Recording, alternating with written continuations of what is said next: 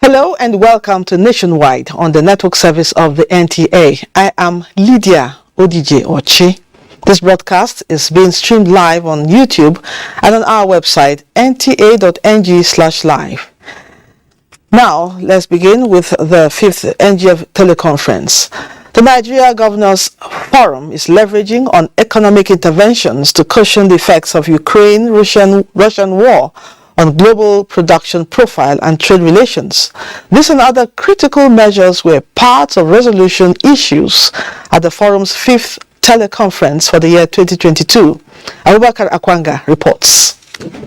Response to fallouts of Ukraine-Russian war with fear of food shortage, rise on inflation rates and nutrition crisis, including impact on petrol subsidy and the new NNPC transition, governors are working out modalities with priority to Naira stabilization.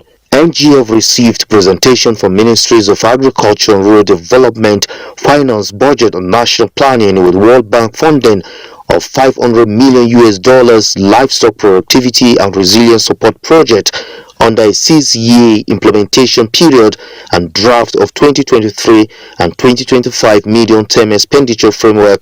Ease of doing business under the State Action on Business Enabling Reforms Program was presented to the forum under a 3-year performance-based intervention jointly designed by the World Bank Technical Team and the Public Secretariat as successor to State Financial Transparency, Accountability and Sustainability Program. On health, primary health care development agencies engaging key players with support from Bill Gates and Aliko Dangote to strengthen commitment on the implementation of primary health care under one roof and revamping PACs under Global Fund support. On the reintroduction of the National Water Resources Bill, governors argued that the bill should be properly fine-tuned to accommodate the concern of all states in the Federation.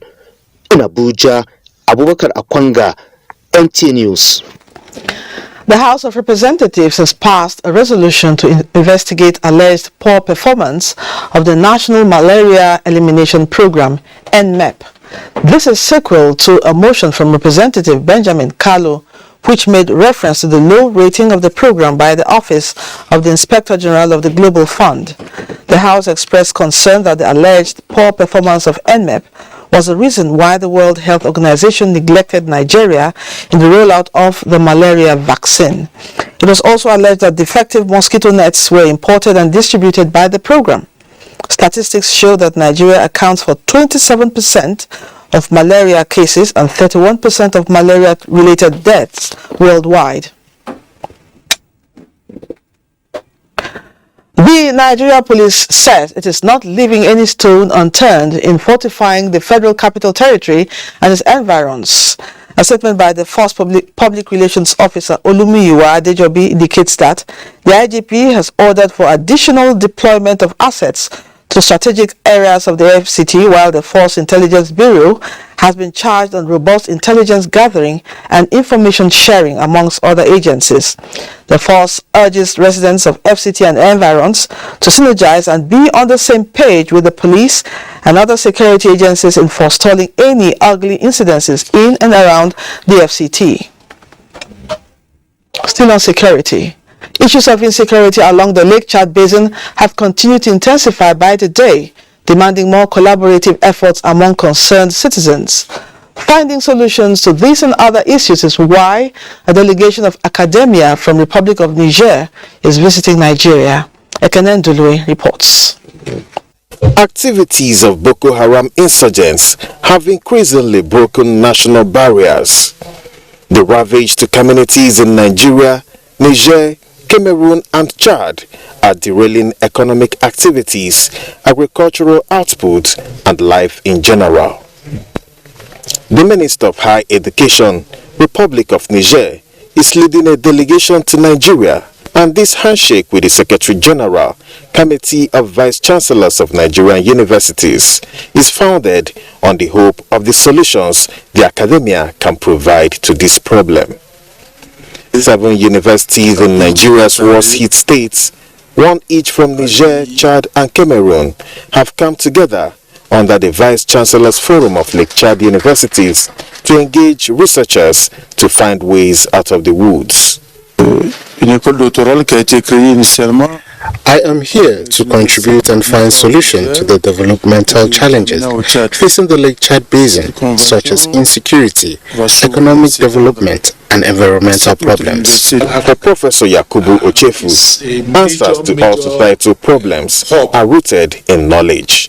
This partnership is bringing the universities within the Lake Chad region to sit down and provide solutions, do the type of things that universities ordinarily do for society to solve the problem that we are facing.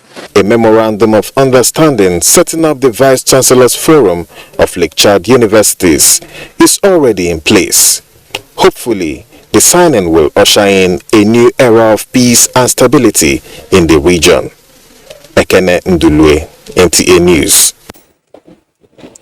Our next report from Yola says the Adamawa Taraba Command of the Nigeria Customs Service has intercepted contraband items worth over 232 million naira.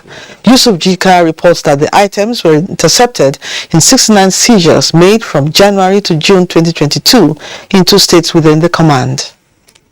Contraband items were intercepted on the transit points and some entry and exit locations within the command. Items seized include 4,649 bags of urea fertilizer, 392 bags of rice, 70 bags of foreign unpeeled rice, 562 jerrycans of petrol, 7,160 liters of foreign engine oil, bales of second-hand clothing, 22 vehicles, foreign soap, cigarette, tramadol, tablet, among others.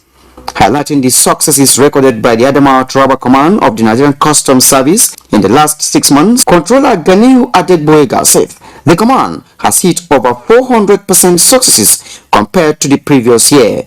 The command recorded 69 seizures with the duty paid value of over 232 million. This represents an increase of 400% and above when compared with the half-year report of the previous year 2021. Adegboyega added that smugglers will no longer find it easy and call on them to desist or face the full wrath of the law. In Yola, Yusuf Jika, NTA News. President Muhammadu Buhari has approved the appointment of Tijani Yahaya Kaura as Managing Director of the Oil and Gas Free Zones Authority for an initial term of 3 years with effect from 18th of July 2022. A statement from the Office of the Secretary to the Government of the Federation indicates that the President has also appointed Augustine Chukwu Umahi as Secretary of the Revenue Mobilization, Allocation and Fiscal Commission for an initial term of 4 years with effect from 6th of June 2022. Meanwhile, the appointment of Captain Junaid Abdullahi as Executive Secretary, Border Communities Development Agency, BCDA, has been renewed for a final term of 4 years with effect from 22nd of September 2022. President Buhari congratulates all the appointees and urges them to bring their wealth of experience to bear on their assignments. As the electioneering process for the 2023 general elections continues, getting journalists prepared on how to promote women political participation is the focus of a media training on gender-sensitive reportage for broadcast journalists in Calabar. Maureen Leo Ajom reports that the training is championed by Women in Politics Forum in collaboration with USAID, UKAID, and the National Democratic Institute. As the 2023 general elections approach, the need to promote the agenda of women is on the front burner of discourse, as women are said to constitute a great percentage of voters at election. Yet, the 35% affirmative action for women in politics is far from being attained. This, according to observers, has influenced the decisions and policies on women and children in Nigeria. Hence, the need to reach out to the media on gender-sensitive reporting. Because we need the men to support our cause, and we need women to also understand how and where we would like, to get, the publicity needed. Is how we are able to project the women and the few women that are contesting, so that the public will know about them. And what the partner is looking to do is to help reporters from print and electronic media to be able to understand how to better report issues that concern women. For this journalist, understanding quality media reporting with focus on women's political participation is key to a successful 2023 general election. We have to be deliberate in research. So far, have learned on new story ideas that are going to report, especially with the upcoming elections. The training, among other benefits, is expected to address challenges women face in politics with a view to increase the projection and visibility of women's active participation in politics. In Calabar, Maureen Liu Ajom, NTA News. The National Commission for Persons with Disabilities is matching words with action by taking advocacy for voter registration for persons with disabilities to the streets. Gufan Shaji Ugwani reports that this is in collaboration with Inclusive Friends Association. From the boardroom to the street. The National Commission for Persons with Disabilities is passionate about the need for persons from the disability community to come out and cash in on the remaining days of the continuous voter registration. Yes, I've registered. Currently, we have just about 75,456 or 458 persons with disabilities who have registered since June last year that the exercise commenced.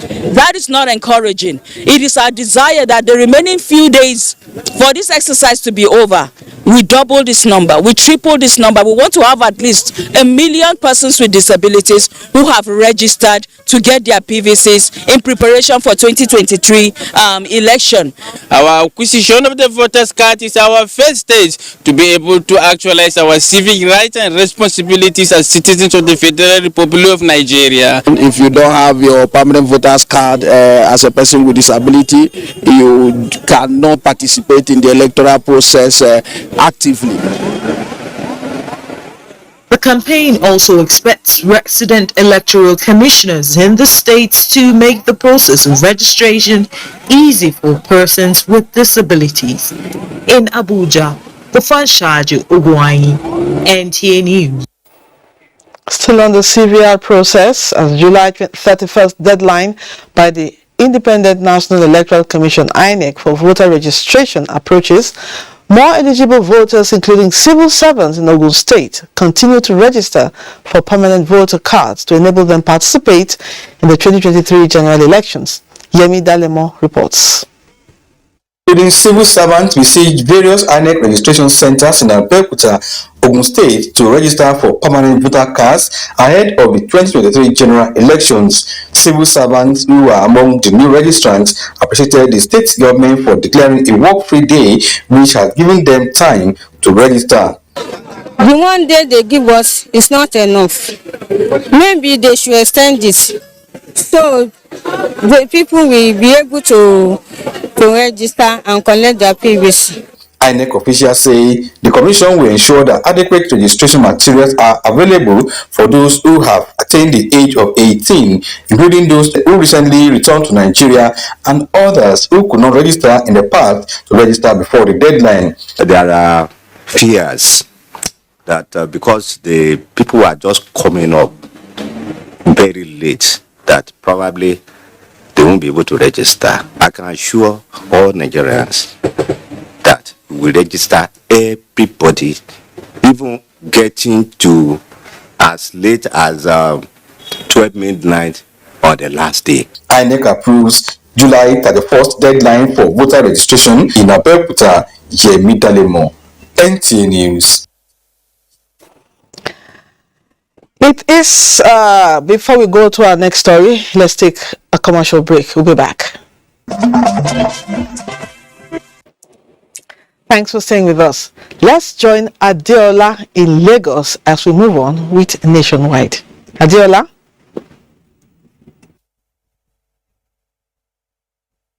Thank you, Lydia.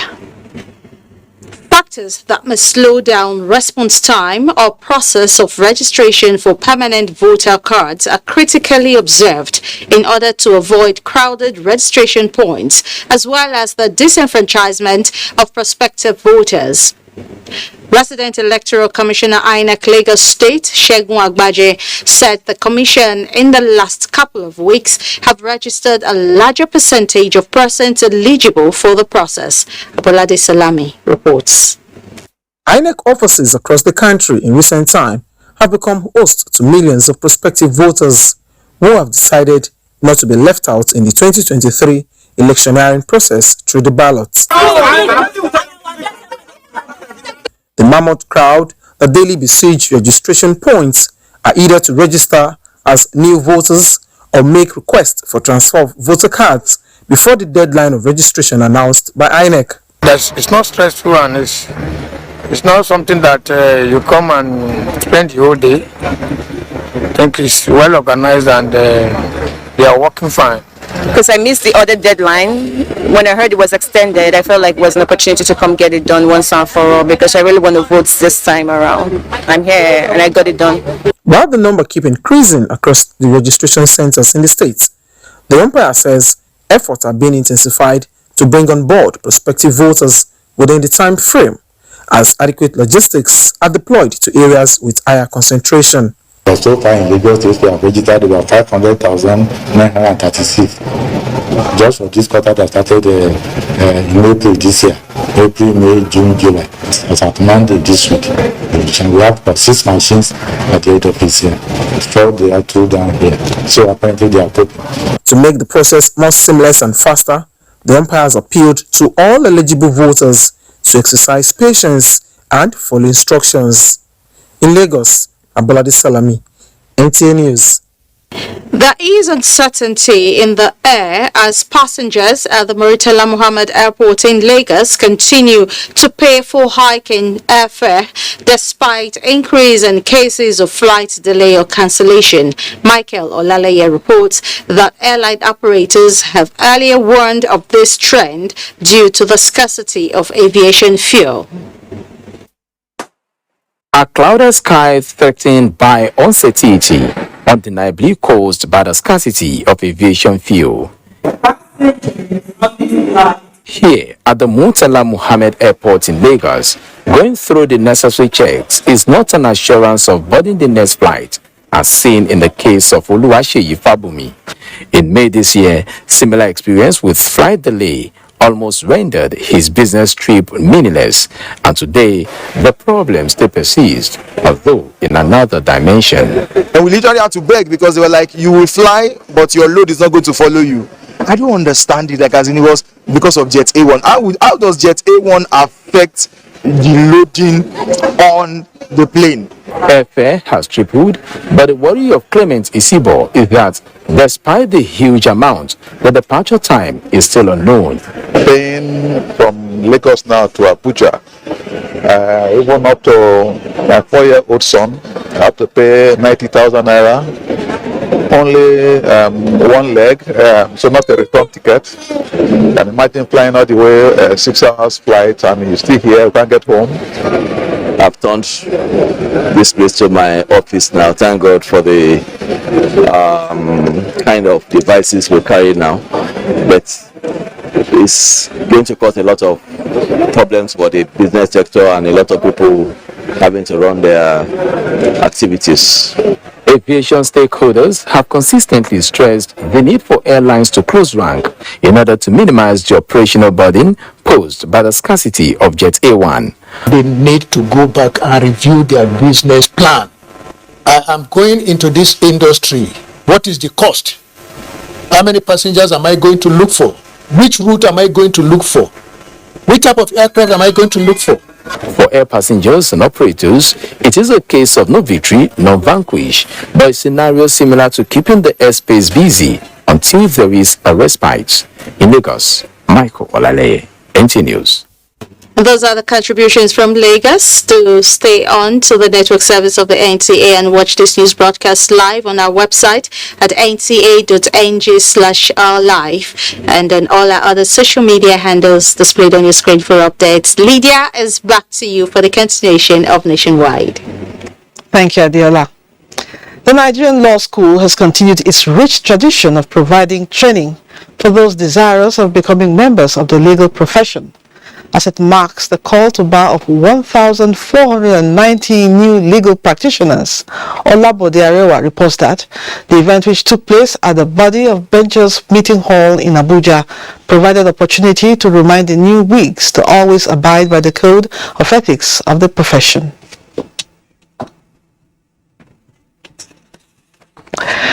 It is common knowledge that in economies across the world, modern businesses are built on the tripod of innovation, entrepreneurship, and vision.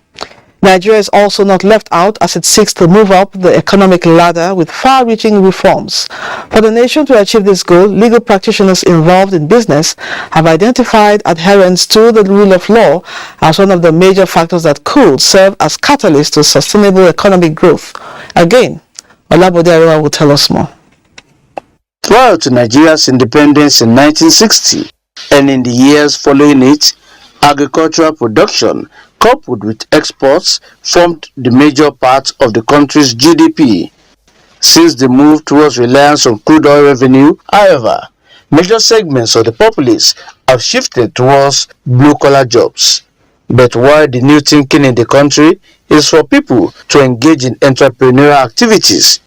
Poor enforcement of rules guiding contract agreements, employer-employee relations, and dispute resolution continue to discourage entrepreneurship. If we're going to transform the Nigerian economy, we can't continue to do the same things we've done.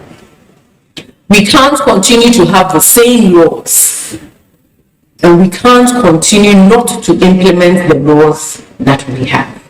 Because we need to start thinking about what kind of laws are we going to design. We are counting very seriously on what the section of business law represents in this country in order to bring around the turnaround that we require for the recovery, for the reformation, and the repositioning of this country. And any country who requires recovery, like we do in Nigeria, must be deliberate about investing on a human capital.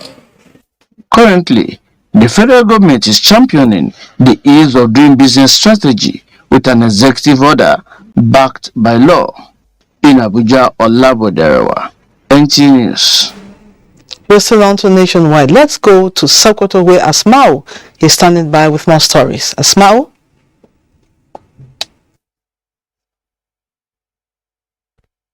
Lydia, thank you for joining us in Sokoto on Nationwide. The Federal High Court sitting in Sokoto has convicted 3 car dealers and their companies for violating the Anti-Money Laundering Act. The car dealers were arraigned before the court by the Economic and Financial Crimes Commission, Sokoto Zonal Office. Shehu Madeti reports. The car dealers are Aminu Sahabi, Nasru Muhammad Dayaro, and Umar Muhammad. Counsel to EFCC Jonathan Abila said the car dealers were arraigned for violation of Anti-Money Laundering Act 2011. He added that despite the sensitization by the Economic and Financial Crimes Commission and several advice and suggestions, the car dealers violated Section 5, subsection 1 to 5 of the Money Laundering Act. The Commission also stated that any transaction above $1,000 must be reported to the Commission. By virtue of the provision of the Money Laundering Act, they ought to be making reports of their dealings, as such, to the Special Control Unit of Money Laundering, which is domiciled in EFCC. Counsel to first and second defendant Oseni Esquire said his clients were only told by the Commission to communicate any transaction above $1,000 and did not consider any transaction below $1,000 as necessary to notify the Commission. Having examined the debate by both counsel, the presiding judge, Ahmad Mahmoud, said both the first and second defendants have violated the Anti-Money Laundering Act 2011. He therefore convicted and sentenced the first defendant to 5 years in correctional center or a fine of 125,000 naira, while the second defendant is to pay a sum of 25,000 naira.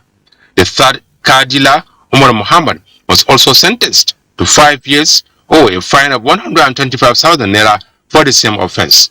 In Sokoto, Show Muhammad Datti, NTA News. Zamfara State Agency for Community and Social Development is to spend more than 232 million naira for the execution of development projects in 25 communities under the State COVID-19 Action Recovery and Economic Stimulus Program.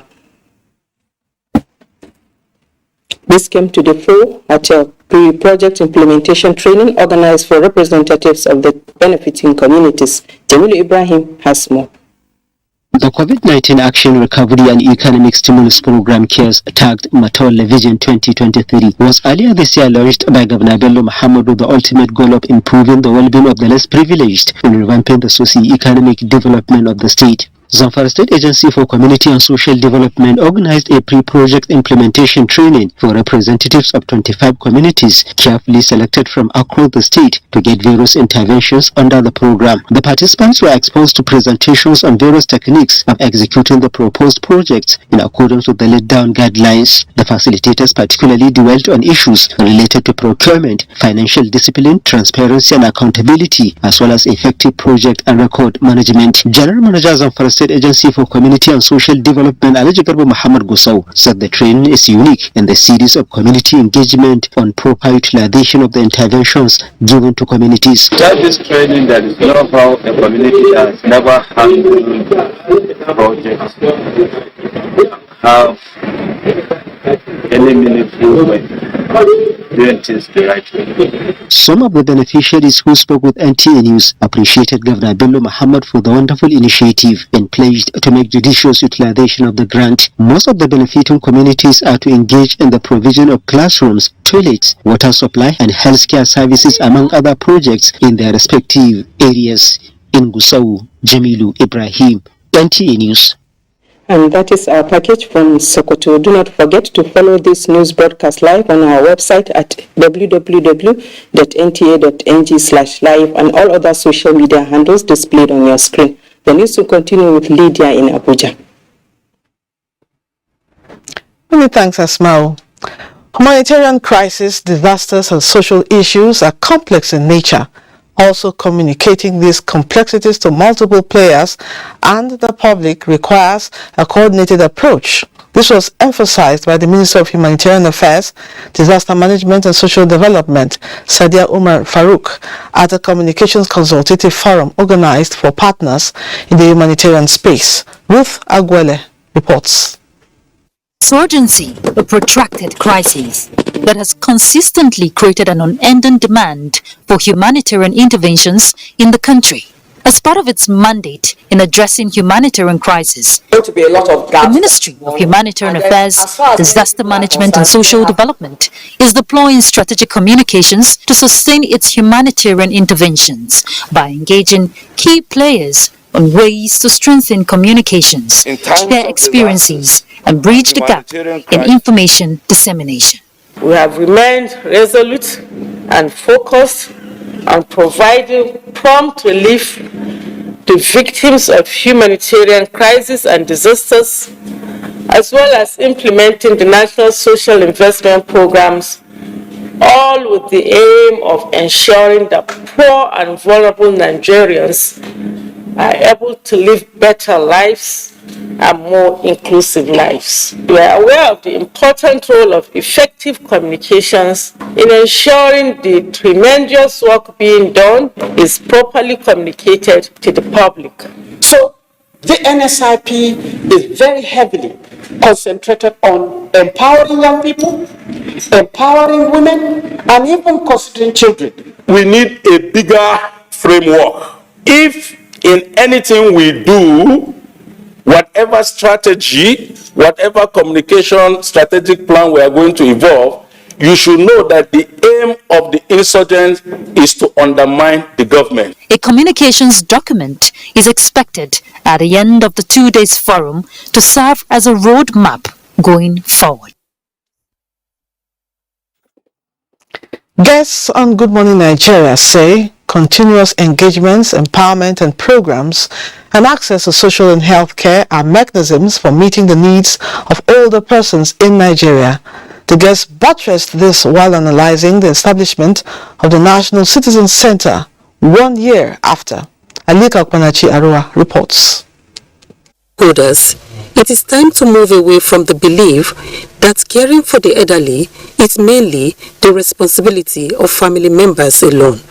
Rather, the collective effort of all. Hence the need for collaboration among the tiers of government and other stakeholders in the public and private sector. Older adults in Nigeria can have a better life. There's a lot of dependence, and that's what we hope NSCC will bring on board. The elderly in America, we are giving them all sorts of social security. If you go to a supermarket, you have agricultural food ticket. So therefore, we in Nigeria here, we have all what it takes. There's enough for all of us. A very good thing that the government have started this out, and let them support it. Support it seriously. Let it not be like a program that is set up and then suddenly it does not see the light of the day tomorrow. This thing must be consistent, must continue. Director General, National Senior Citizen Center, Dr. Imem Omokaru, says the agency has in the last 1 year achieved a lot in mainstreaming older persons into social care, but that a lot still needs to be done in terms of inclusion, data collection and access to health care, especially for those in the rural areas. Issue of data is very critical, especially disaggregated data. Quite unfortunately, data on older persons had before now been presented in national aggregates. So you never really had where you're looking for older persons and then they're really disaggregated, even within the age brackets of the older persons themselves. So what we did, as I talked about building partnerships and putting structures in place, was to approach MBS. The guests therefore stressed the need for advocacy and sensitization of family members, communities and religious organizations on the need to care and protect the rights of the elderly persons. In Abuja, Alika Opanachi, Arua, NTA News. We now head to Enugu where Comfort is standing by with more reports. Hello, Comfort. Thank you, Lydia, and welcome to Enugu Network Center. The National Commissioner for Independent National Electoral Commission representing Southeast, Kenneth Okagu, has expressed satisfaction with the conduct of the ongoing voter registration in Enugu State. INEC Commissioner made the observation while monitoring the exercise with the state INEC officials. Yukeria Ugu reports. The INEC offices and designated voter registration centers visited by the INEC National Commissioner were Opala Square, Asata Mine INEC office in Enugu North, Christ Church Owani, Assemblies of God Owani, and INEC office Oriani, all in Enugu South local government area.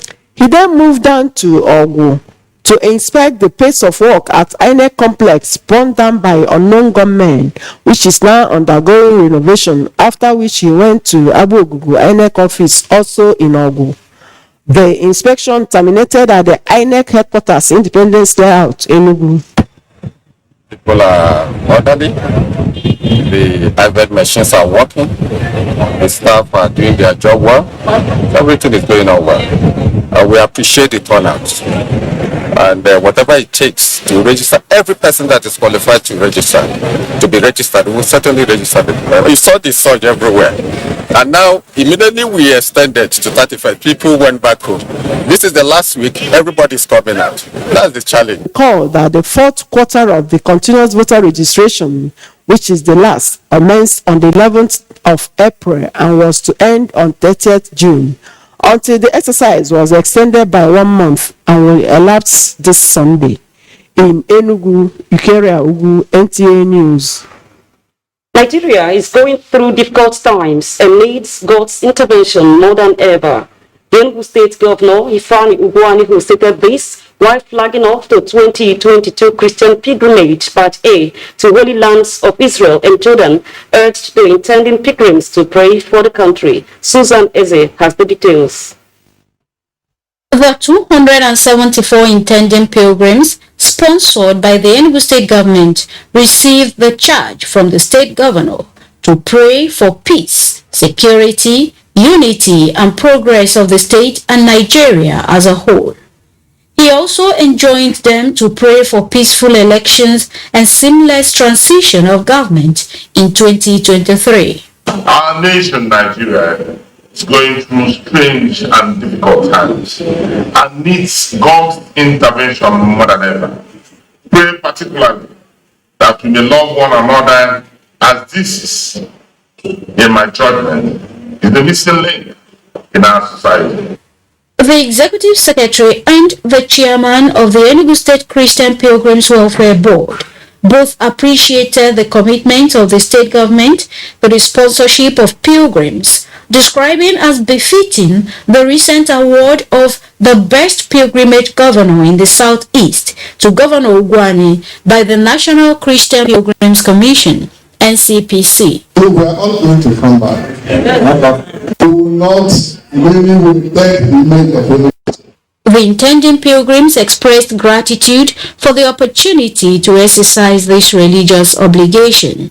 I am happy because it is once in a lifetime opportunity. In Enugu, Susan Eze, NTA News. That's a contribution from here. Remember, you can follow this broadcast live on our website at www.nta.ng live and all our social media handles displayed on your screen for update.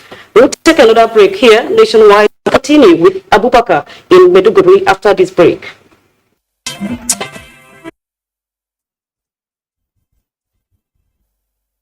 We're glad to have you back on Nationwide on the largest television network in Africa, the NTA. Let's now continue from Maiduguri Network Center. Malaria, an age-old disease, has been on the increase in Borno State, especially now that the rainy season is at its peak levels. In the strive for malaria prevention, experts say available breeding places for the disease carrier mosquitoes during the wet season account for the prevalence rate, hence the need for measures to protect the city. Jasni will now give us an update. Malaria, a tropical disease mostly transmitted through the bite of an infected female Anopheles mosquito, manifests with symptoms like headache, chills, nausea, loss of appetite, vomiting among other symptoms within 10 to 15 days. This breed of mosquitoes are known to thrive in stagnant waters, refuse dumps, grassy and bushy, as well as leafy and dark areas. A study carried out in Borno State between January-February 2021-2022 and May-June 2021-2022 shows that malaria cases rose from 87,621 to 96,783, a significant difference of 9,000 cases in less than 4 months. By the time of July and August, it's likely to be higher than this. Mosquito breeds only in stagnant water, especially the Anopheles mosquito, which causes this malaria. It breeds in stagnant and clean water. Mohammed Musa Abdullahi, a technician who operates beside the river bank, lamented over the negative impact mosquitoes are causing to his business. Sometimes we have to use mosquito coil even during the daytime, and some of our customers are complaining for the mosquito. And you know how deadly mosquito is. Preventive remedies like use of insecticide, treated nets, clearing of waterways and fumigation have been identified, and Borno State Environmental Protection Agency (BOSEPA) has assured to address the situation. Modalities are underway now to see how we can start nitrogen spraying for the mosquitoes. The community should complement the efforts of the government. Despite advances in medicine, malaria is yet to be conquered as it remains a major cause of infant mortality in areas prone to the disease. In Maiduguri, Jedwa Jesni, NTA News. Let's talk education now. As part of the post-insurgency recovery, Borno State Government and Universal Basic Education Board have initiated a program for rehabilitation and remodeling of basic education facilities across the state, with award of contracts for the execution of the project worth over 1 billion naira. Borno State Governor, represented by the Commissioner of Education, Engineer Lon Abo Kilby, at the award of contract to beneficiaries held at the superb headquarters in Maiduguri, says everything possible is being done to turn around the education sector at the basic level. Here are more details of the story. The award of contract of over 1 billion naira to these contractors is a brainchild of Governor Babagana Umara, aimed at putting basic aspect of teaching and learning in its rightful position, being the foundation of Western education. Governor Babagana Umara, represented by Commissioner for Education, Engineer Lon Abbo Kilby, said the idea was born out of the urgent way for accelerated turnaround within the basic education sector, and charged the contractors not to disappoint government. All will be good news to people here is that minimum wage is just some days ahead. Executive Chairman Superb, Professor Bula Makagu, while describing the development as a record-breaking achievement, challenged the contractors to consider their involvement as a golden opportunity to contribute their quota in taking basic education to the next level. Other stakeholders in the education sector and personalities described the intervention as unprecedented in the political history of Borno and stressed the need for every player in the project to do what is expected. On behalf of the beneficiaries, Umar Peri said executing the project in due course is a task that must be accomplished, and thanked the state government for entrusting them with such a monumental assignment. The over 1.4 billion naira earmarked is for the construction of classrooms, rehabilitation and remodeling of existing ones, as well as staff quarters and provision of school furniture, among other things. Best stories at this time from Maiduguri. I'm certain that Lydia in Abuja is on standby to continue with the next set of reports for us from there. So Lydia. Thank you, Abubakar. Education and productivity are inextricably linked. This link is receiving more impetus through the federal government's collaboration with the World Bank, and this time with special focus on stock-taking of education initiatives and their impact in states across the country. Muplang Dakok has more. The World Bank, in collaboration with Nigeria's Ministry of Finance in a project supervised by the Ministry of Education, designed a reward pedestal for states in Nigeria with the best education initiatives and the least number of out-of-school children, based on the Better Education Service Delivery for All BESTA survey to be carried out by the National Bureau of Statistics. The BESTA survey, which was started in 2018, is a 5-year strategic program to enable out-of-school children improve their literacy and to enroll them into schools. To improve literacy, now not only bringing them to school, but to ensure that these children are getting quality of teaching and learning. We want to also make sure that the curriculum and other provisions are being made. This session, among others, has been calibrated to train enumerators for the second phase of the verification exercise, where they will visit 72,000 schools nationwide in 17 focus states. The states are going to get money for their performance. That's the first immediate reward or use of the data to the state government. Secondly, all the actors in the education sector will make use of this data when it is out. Stakeholders say the verification exercise is important as it provides statistical information for planners in all sectors of the economy. In Abuja, Muplang Bakok, NTA News. With recent heightened insecurity in the Federal Capital Territory and other parts of the country, the National Youth Service Corps (NYSC) Governing Board is appealing to the Nigerian Army to provide additional personnel to protect all orientation camps across the nation. The Governing Board made the appeal during a courtesy call on the Army headquarters in Abuja. The request is a proactive measure to further secure lives and property of Corps members.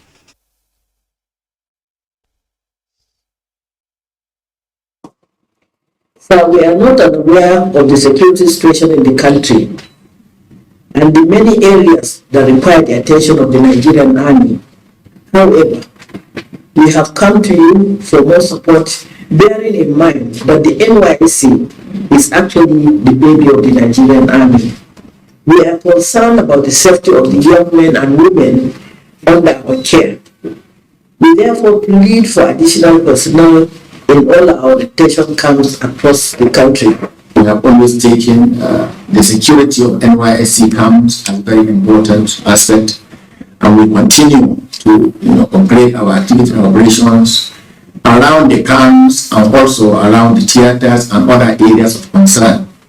So this is area that is also of concern to us, and we have always and will continue to support and provide necessary security to all of them across the nation.